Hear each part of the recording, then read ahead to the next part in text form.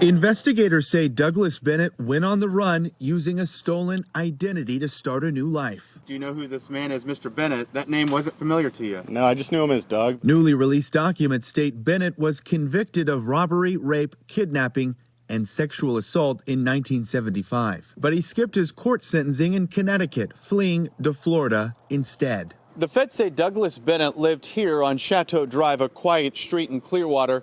Neighbors describe watching armed agents move in to make that arrest, more than 4 decades in the making.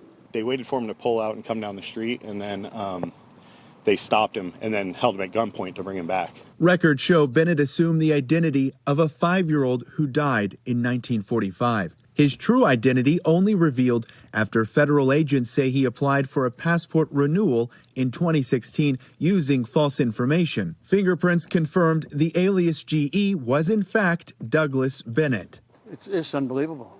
It's just unbelievable. I've known this guy. He's a very quiet guy. In addition to those crimes in Connecticut, Bennett faces federal charges of passport fraud and aggravated identity theft. And then he took off, and he just got away.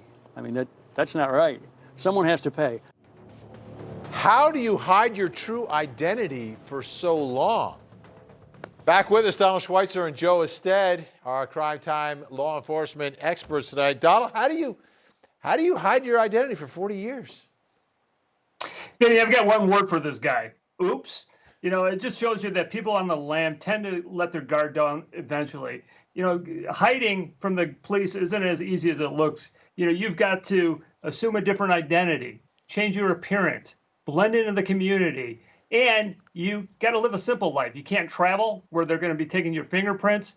You know, Vinny, you can't even commit crimes or get speeding tickets because eventually you're going to be found. I can't even do that. I'm just trying to be myself. You know, in this particular case, this man, you know, he was doing everything right until he made one mistake. He got his fingerprints taken, which you would think that he would know better in doing that because when he was arrested originally, they took his prints. So it's not as easy as it looks.